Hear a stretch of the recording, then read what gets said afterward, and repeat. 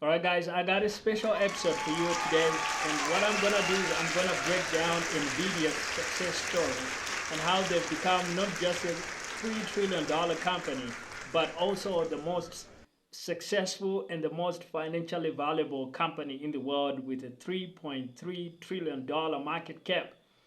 And just a few years ago, I wouldn't even have imagined that we would have like a $3 trillion company in 2024. This is unbelievable, unprecedented, and you guys want to pay attention to this. There's a big story behind how NVIDIA has done it, but the CEO of NVIDIA has come out and said, like this is not just based on us having a great deal of foresight. For sure, they've had a lot of foresight. He's actually credited this to the serendipity of just how events happen. But as you will see, by being really good at a high technology thing, kind of living on the cutting edge over the years, they've always been a company that was on the cutting edge, even when they were the number two or number three guy in their industry, or in the processor industry, in the processor market as a whole, where you've got other players like Intel that have been, leaders for a long time. And so NVIDIA was kind of like somewhere out in the back, but they were always on the cutting edge right through those years. They were not working on marginal stuff. They kept working on groundbreaking kind of cutting edge stuff, even if the market didn't value it all that highly at the time. And now, the market is just catching up, and events have shaped themselves in just such a way that, according to NVIDIA themselves, by the sheer lack of it, now the market is realizing this technology is very valuable, and the market is literally in a gold rush to get this technology. And, the market is complaining about a shortage of NVIDIA chips, which is very interesting. And so to get us into this space in the right way, I'm going to pose to you guys a $1 trillion puzzle. Okay, so here is the question, and I want you to choose just one of the two options. And based on that, we're going to see if you win or you lose. So if you were to go into a gold rush, suppose we've got the biggest gold rush of all time happening in in your country or wherever you happen to live. We got the biggest gold rush of our lifetimes.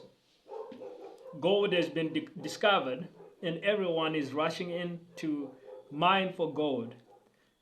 Now, you are a businessman or a merchant. Which of these two products do you want to go into selling? One, shovels to dig for gold, or two, gold itself? That's the question. So what's your answer there? Which product did you choose to sell? Gold or shovels? Now, as the NVIDIA story actually shows, in a gold rush, the thing you want to sell, the product that makes the most money, apparently is when you actually sell not the actual gold, but you actually sell shovels to all the countless masses that are going out there to start mining for gold. And that's what NVIDIA has done, because behind its big rise, right, is the rise of AI, artificial intelligence. And so what has happened is NVIDIA is not itself making like the AI models and the AI applications and the AI and this, like that stuff is being done by companies like OpenAI, by companies like OpenAI with like ChatGPT and things like that, and Tesla with self-driving cars, and Google with a lot of their AI stuff, Google Bard, all this stuff, and Apple with integrating AI into their products as well. Amazon, you've got all kinds of players in the tech space. Everybody is in an AI race, right? Everyone is making artificial intelligence. That's like the gold rush. The gold is artificial intelligence, AI. But in order to get to the AI, to get to the gold, what you need is you need some kind of processing chip. That's the shovel. And what NVIDIA has actually done is they are not making and selling the AI models stuff like that. They are leaving that to OpenAI and Apple and Tesla and Google and all these companies that want to race in that gold rush. And they're saying, hey, you can win too, and here are the shovels you need, and they are busy selling these AI chips to everyone that wants to make some kind of AI and that wants to mine for the artificial intelligence gold. And they're saying, hey, good for you, here are the chips and good luck, and there you go. And they've made a lot of money doing it. So now NVIDIA's chips have been used by virtually every major tech company you can think of, whether it's Google or it's Amazon or it's Apple. Actually, in Tesla's, apparently all of Tesla's self-driving cars use NVIDIA chips as part of their makeup. So they are literally embedded in all that stuff. Like without NVIDIA's chips, like, that technology wouldn't work probably nearly as well. And the reason why is NVIDIA has for long been the leader in this kind of high output and highly advanced chip that's suitable for AI tasks. And AI is computationally intensive. Like this is super high demand stuff that's on the cutting edge. And so NVIDIA has been working on this stuff for literally years, even before AI was a thing, even before AI was cool, because NVIDIA played in the market space for GPUs, graphical processing units. And that's a different kind of space than what Intel and other CPU manufacturers were doing, which was focusing on a central processing unit chips, which is a different, less computationally intensive thing, but kind of more like a workhorse for normal everyday laptops and computers, and really has a lot of kind of like really broad, much broader applications. But these GPUs that NVIDIA was specializing in were kind of more niche, was an area that's more suited for like video gaming, like video game computers need GPUs just because of the load and demand is much higher. But not every computer needed that kind of stuff. And so that was kind of like an overlooked area, but one where NVIDIA was constantly innovating to provide just the best possible product to the market, and so their product was really good.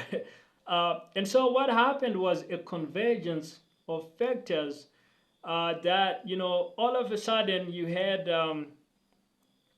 first of all, like, you had a need for more data centers with, just like after the COVID, the COVID era, and there was a lot of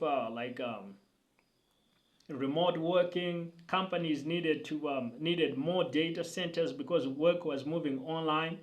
So you had a lot of need for like cloud computing. You had a lot of need for video conferencing, for video purposes. Those kinds of heavy tasks are well suited, kind of NVIDIA products, NVIDIA chips are needed to power all those data centers. And so you just kind of had a confluence of events where that became a big thing. And the video gaming market itself has been growing, and so that also added demand. And then you had the fourth element affecting demand, which was the rise of artificial intelligence. Now, artificial intelligence has computationally crazy loads that just could not be handled on normal CPUs. Like it just doesn't work effectively. It's too slow and not performant enough. Like it doesn't work. So you needed these advanced NVIDIA chips that they always had and had been developing that can handle the computations required. And so what happened is, because AI adoption just kind of became a breakthrough technology, so these companies that needed this technology, they were all lining up at NVIDIA's doors and demanding more and more of this technology and more of these chips. And demand went through the roof, and NVIDIA has been selling out of these things like crazy. And you've got players in the market actually saying they can't get all the chips that they need. Like, and NVIDIA has been playing hard to catch up with all the to catch up with all the demand, but still it's probably not enough for just one company to supply the market with everything it needs for AI GPUs and AI processors.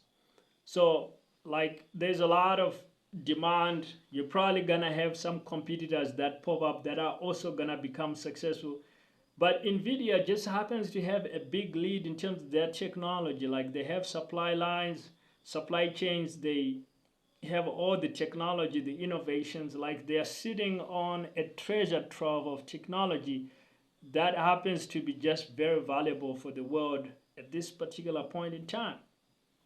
And that's how come they're selling like literally around, I think it was $25 billion in a quarter, which is like pacing around like $100 billion annual revenue. And so their $3 trillion market cap, I think, is actually pretty fair. And if you look at just how cutting edge this stuff is, they probably deserve to be valued even higher. They already are the most valuable company in the world right now, but they are most likely gonna be for quite a while to come, just because these elements of demand are not going away. And so there's a lot of takeaways for you guys. Just like if you're playing in a certain market and you stay on the cutting edge, you're innovating. That's a good thing. Don't be distracted by fads that come and go. Like keep to your knitting, and hopefully eventually the world is gonna catch up with where you are. But another big lesson is, if all the world goes in for a gold rush, then you wanna be the guy on the street selling shovels to everybody. Don't leave what you are doing to start mining for gold like everyone else. Like don't be distracted by these trends that come and go. Okay, so that's what I have for you, and the NVIDIA story. It's really fascinating, and if you need some more free resources to help you with growing your own business, you can grab some of my free resources. Links will be in the description.